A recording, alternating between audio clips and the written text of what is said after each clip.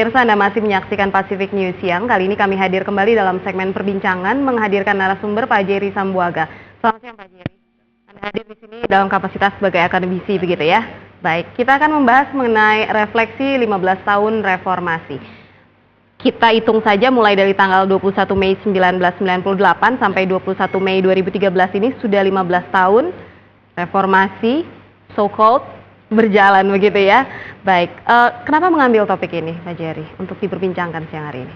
Iya, jadi mungkin kita lihat bahwa bisa dibilang ya reformasi itu kurang lebih ya sudah berjalan 15 tahun ya kalau kita hitung semenjak 1998 ya, tepatnya pada saat pergantian pemerintahan ya pada saat itu Pak Harto sebagai presiden yang sudah berkuasa ya selama 32 tahun kurang lebih dan digantikan oleh yang dikatakan oleh para kaum reformis ini gerakan-gerakan yang menuntut adanya perubahan digantikan karena kekuasaannya pemerintahannya oleh Presiden Habibie dan sejak saat itu dilakukan berbagai macam perubahan berbagai macam perbaikan dan juga berbagai macam hal-hal yang boleh dikatakan cukup radikal ya perubahannya dari mulai sistem politik dari mulai sistem pemerintahan dan juga Undang-Undang Dasar kita di amandemen 4 kali bahkan ya bahkan ada suara-suara butuh amandemen yang kelima katanya. Butuh amandemen yang kelima, betul ya.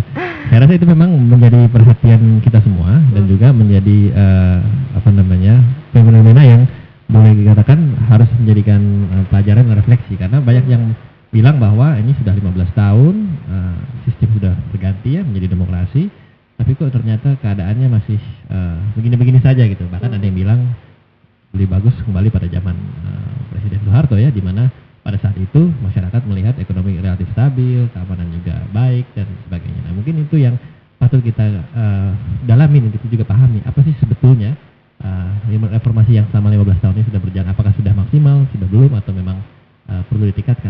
Begitu, kalau menurut Pak Jerry sendiri sudah maksimalkah?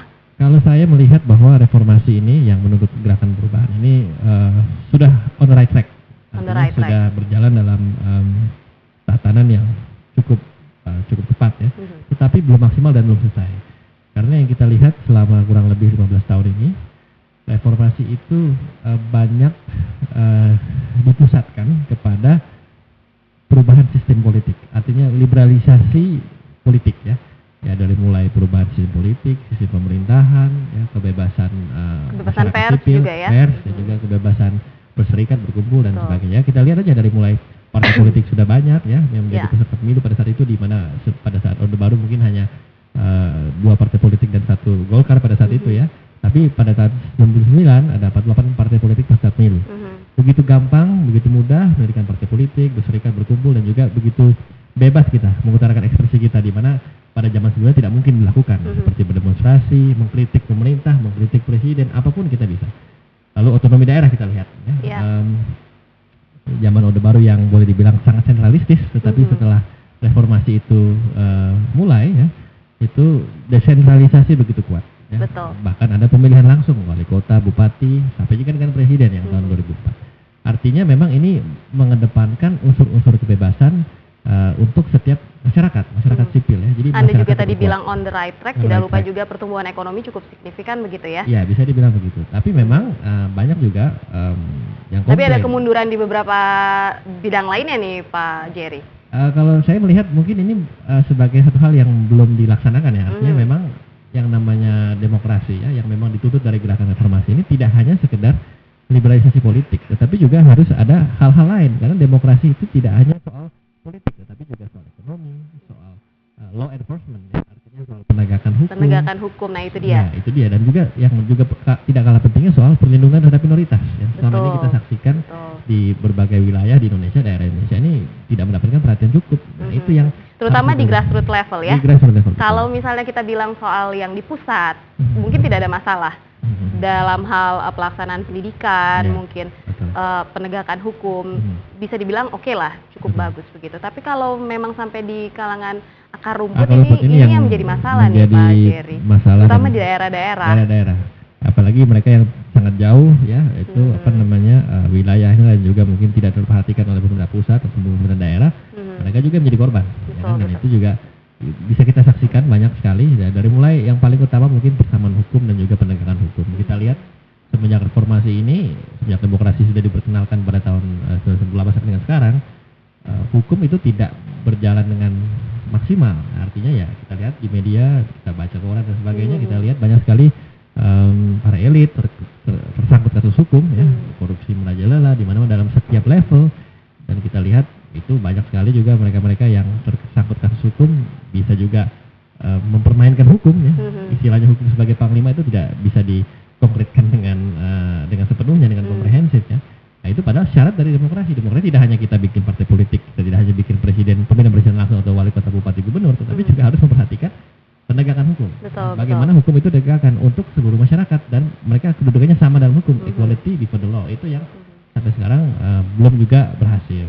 Juga tadi yang soal hak-hak minoritas, ya kita lihat saja ya di daerah-daerah di Indonesia, ya, contohnya ada di hak-hak minoritas. Anda mau ambil contoh dari yang mana nih, Pak? Contohnya seperti yang di kasus gereja GKI Yasmin, penutupan ya, dan penyegelan dan juga penghambatan, juga HKBP ya Philadelphia yang ada di daerah sana itu tidak mendapatkan haknya untuk beribadah, untuk berkumpul dan melaksanakan ibadahnya, dan saya rasa itu sebuah hal yang padahal itu basic right begitu ya. Itu basic right, itu hak asasi manusia yang memang dikedepankan dalam kebebasan masyarakat sipil dan juga itu diakui dan dilindungi oleh konstitusi. Nah itu kan pemerintah dalam hal ini, ya, pemerintah pusat tuh harusnya juga ikut concern, ya, ikut mempedulikan dan ikut menyuarakan dan memperjuangkan, dan juga melindungi.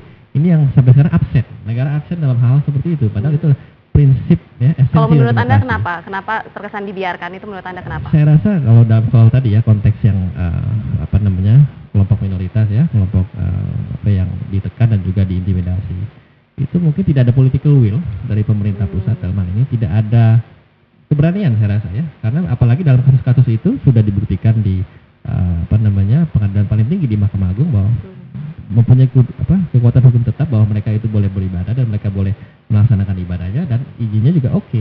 Tapi itu oleh pemerintah daerah dikesampingkan, ya. Kalau memang putusan hukum yang paling jadi ini memang bertabrakan, ya. Walaupun sudah ada sahih secara legal, tapi kan itu pertama, dan kedua pemerintah dalam hal ini saya rasa tidak hanya domain pemerintah daerah tapi juga harus domain pemerintah pusat, karena di dalam konstitusi dikatakan di pasal 29 itu berhak untuk menjalankan ibadahnya, dan itu merupakan bagian, ya, dari pemerintah pusat, dan hal ini harus ada intervensi juga menurut saya, karena memang hal itu dibenarkan oleh konstitusi. Kalau konstitusi sudah menjadi pegangan kita itu diabaikan, ya bagaimana penegakan hukum yang berjalan, kan begitu. Memang sejak di amandemen 4 kali Undang-Undang Dasar 45, istilahnya kekuatan dari seorang presiden itu makin hari menciut begitu nih, ya, Pak Jerry, ya, makin hari berkurang begitu. Tapi kemudian tidak juga kan kita berharap bahwa Bapak Presiden yang memimpin negara kita itu terkesan seperti ogah-ogahan atau tidak cukup kuat untuk membela kaum minoritas di negeri ini. Iya, memang itu kita balik lagi kepada sistem, ya. Memang kita tidak bisa langsung bicara orang per orang, ya, person di dalam hal ini, karena memang sistem yang sedang dibangun dan memang sudah dikonsolidasi di Indonesia ini kan sistem yang sistem presidensial dengan kontrol legislatif yang cukup kuat. Ya. Kalau dalam kurun orde baru 32 tahun kan kita melihat legislatif ini tidak begitu kuat, eksekutif heavy, ya, eksekutif kuat, tapi semenjak reformasi ini legislatif heavy, ya, kekuasaan atau juga pengaruh dari institusi legislatif semakin kuat. Dimana presiden tadi yang dibilang agak sedikit berkurang, gitu. Tetapi itu sekali lagi disinilah yang sebetulnya dinamakan bagaimana mekanisme checks and balances, ya. Bagaimana antara eksekutif, legislatif ini harus saling berkoordinasi dan bekerja sama dalam hal apapun, termasuk dalam hal tadi perlindungan kelompok minoritas. Itu yang saya rasa harus menjadi perhatian dan juga harus ada pressure juga dari masyarakat, ya. Tekanan juga masyarakat dan proaktif juga masyarakat, dan memang sudah banyak juga masyarakat yang menekan dan juga menyuarakan hal itu. Tapi kita lihat di sini pemerintah dalam hal ini kurang begitu aktif, ya, katakanlah begitu. Nah ini saya rasa patut disayangkan dan patut juga dicermati bagaimana langkah-langkah konkretnya. Kalau kita hanya bilang dari statement-statement, dari pernyataan, oh ya kita akan mencoba membangun dialog dan sebagainya, itu saya rasa kurang begitu helpful, ya, kurang begitu menolong. Yang kita butuhkan sekarang adalah aksi konkret, aksi real. Tanpa mendiskreditkan pihak tertentu, yang intinya adalah kita dapat penyelesaian yang paling baik untuk semuanya. Betul. Begitu, ya. Dan itu juga tidak hanya terjadi kepada kelompok Kristen juga, tapi juga seperti kita lihat kelompok Ahmadiyah misalnya, itu bagaimana mereka diserang, diintimidasi, dan bahkan mendapat perlakuan yang cukup destruktif ya. Nah, ini kan apapun itu, sebagai warga negara, bagian dari warga Indonesia kan mereka berhak untuk mendapatkan kesamaan dalam perlindungan. Hak untuk hidup kan juga mereka punya. Dikala mereka itu diserang dan dianiaya, ya, aparat keamanan membiarkan saja, itu merupakan bentuk contoh di mana negara tidak hadir dalam fungsi pengamanan. Padahal itu seharusnya menjadi perhatian. Bagaimana dengan peran masyarakat yang, apakah masyarakat saat ini bersuara cukup lantang? Begini ya, Pak Jerry, salah satu tokoh rohani sempat memberikan pernyataan yang cukup kontroversial gitu terkait, kan kita tahu Bapak Presiden kita akan menerima penghargaan begitu ya, sudah dengar Pak Jerry ya. Kemudian juga ada sebuah tokoh rohaniwan yang kemudian tidak setuju dengan ide pemberian penghargaan tersebut. Tapi kemudian seperti kesannya ada dua tokoh yang membela-bela begitu. Kemudian akhirnya salah bicara. Apakah itu artinya bahwa kita tidak boleh berbicara lantang untuk membela kepentingan kita begitu? Saya rasa itu memang dinamika dari demokrasi ya. Setiap orang bisa berbicara, baik yang pro maupun tidak. Baik yang pro terhadap penghargaan maupun yang tidak terhadap penghargaan ya. Saya rasa itu kebebasan, itu konsekuensi dari kebebasan yang kita perjuangkan pada zaman reformasi ini dan sampai dengan sekarang. Tapi kalau kita melihat konteks itu ya, penghargaan ya, di mana mungkin kejadian-kejadian yang ada di negeri kita ini secara esensial ya, secara prinsipil itu memang belum maksimal ya. Tapi juga ada juga pencapaian-pencapaian yang memang sudah dilalui ya, kita melihatnya harus secara komprehensif ya. Artinya jangan kita lihat kasus per kasus, kita lihat situasi per situasi atau mungkin masalah per masalah. Tapi bagaimana kepala negara kita, kepala pemerintahan kita ini secara menyeluruh, secara makro menyelesaikan kasus-kasus itu. Nah, kalau pandangan saya pribadi terhadap penghargaan, ada yang lebih penting dari penghargaan. Ya. Penghargaan itu penting, ya. Pengakuan, kan, legitimasi dari masyarakat luar, masyarakat internasional, Tapi saya rasa apalagi ini penghargaan internasional. Apalagi penghargaan internasional ya, itu diakui oleh internasional kan namanya. Tapi yang kita, buat saya pribadi, ada yang lebih penting, substansinya lebih penting dari penghargaan itu. Saya berpikiran bahwa yang lebih penting adalah tindakan-tindakan, ya, tindakan-tindakan konkret dan juga kebijakan-kebijakan yang memang dihasilkan dan memang langsung menyentuh masyarakat. Ya. Penghargaan itu oke, siapapun bisa kasih penghargaan. Ya, kita terima saja. Kalau saya juga jadi presiden, dia kasih penghargaan ya kita juga tidak dalam posisi menolak. Tapi yang lebih penting dari itu adalah bagaimana memformulasikan sebuah aksi-aksi yang memang juga bisa menyejukkan masyarakat-masyarakat yang tertindas dan juga bersifat solutif. Ya, artinya apa nih yang konkret yang bisa kita lakukan, melindungi, menegur atau terutama kelompok masyarakat yang hak-hak dasarnya itu terganggu ya, terusik. Hak asasi manusia dilindungi oleh konstitusi. Betul. Gitu. Baik, kita masih akan berbincang kembali Pak Jerry. Topik kita masih refleksi 15 tahun reformasi. Anda yang ingin turut berbincang, kami masih buka dua line telepon interaktif di 0431824123 dan 825777. Masih di Pacific News Siang.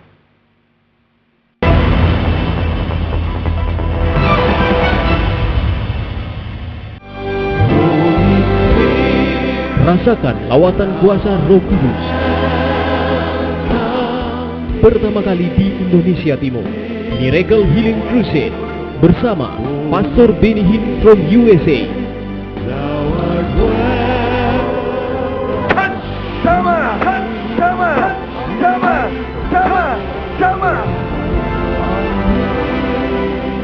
Manado, 1 dan 2 Juli 2013. Gala Dinner, Grand Kawanuano Hotel, 1 Juli 2013. Miracle Service Event, 2 Juli 2013. Dan Kebaktian Kebangunan Rohani, Lapangan Konisario Manado, 2 Juli 2013. Untuk informasi, hubungi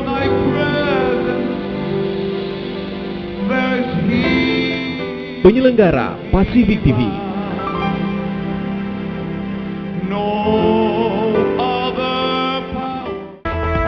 Dapatkan informasi-informasi menarik dan terkini seputar kabupaten dan kota di Sulawesi Utara.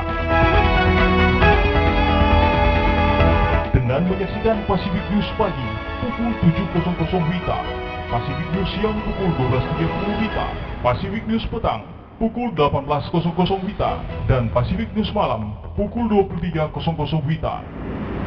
Hanya di Pacific TV.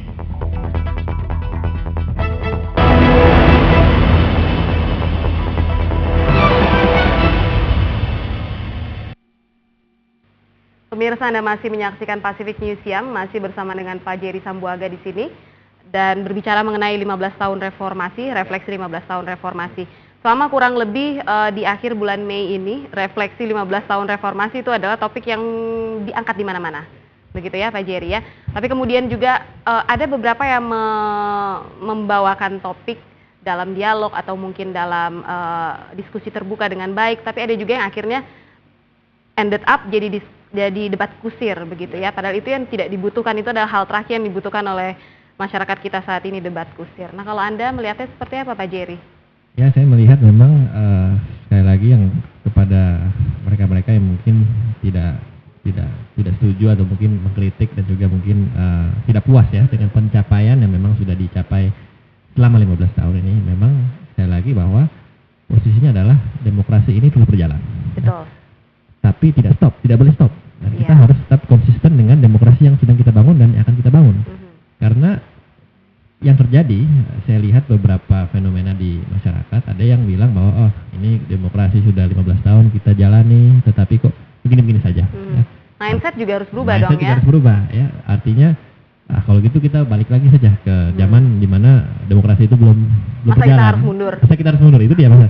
Nggak ada poin untuk kita turning back. Itu saya rasa itu tidak efektif, tidak produktif dan juga tidak substantif gitu ya. Artinya kita sudah susah payah memperjuangkan sistem ini dan sudah berhasil kita mencapai sistem ini.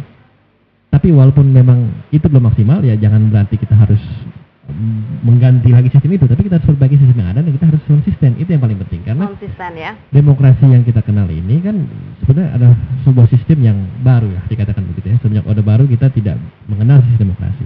Orde Lama juga sempat kita mengalami sistem demokrasi liberal, tetapi secara kelembagaan, secara ketatanegaraan dan juga secara sistem pemerintahan tidak semasif sekarang. Kalau kita lihat bagaimana zaman dulu itu sistem itu diberlakukan ya, kalau kita baca sejarahnya dan sebagainya. Artinya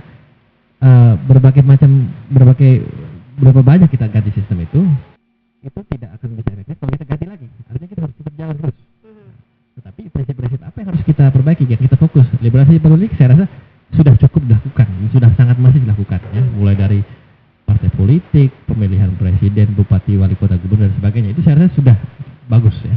Nah, tapi ekses-eksesnya yang harus kita perhatikan ya, akibat dari perubahan sistem itu ya, apakah ya mulai dari money politik, mulai dari hal-hal yang bersifat konflik-konflik pada saat pemilihan dan sebagainya, itu yang harus kita perhatikan. Dan prinsip-prinsip utama demokrasi lainnya juga harus kita lakukan, seperti tadi penegakan hukum, lalu kebebasan berekonomi. Nah, ini sekarang kita lihat apakah setelah reformasi, setelah demokrasi dilakukan, kebebasan berekonomi itu sudah nyata, kan juga belum. Nah, ini yang sekarang kita bisa katakan, apakah golongan masyarakat menengah ke bawah, masyarakat akar rumput itu sudah mendapatkan hak yang sama dengan golongan masyarakat menengah ke atas? Akses untuk belum ya.